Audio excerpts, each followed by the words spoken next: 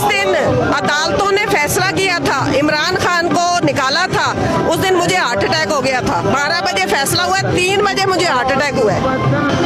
Angioplasty हुई है। नहीं, अल्लाह ना करे आपको कुछ हो गया तो आपके बच्चों को कौन देखेगा, फैमिली को कौन देखेगा? इश्क में कौन देखता है मेरे भाई? ये आखिरी उम्र का आखिरी इश्क है खान हमारा, ब्रांड है खान। खान इस वक्त आप ये ना समझे कि खान कोई इंसान है, खान कोई बंदा है, खान कोई लीडर है, नहीं। खान इस वक्त तारीख है, पाकिस्तान की और पूरी दुनिया की तारीख है इस वक्त खान।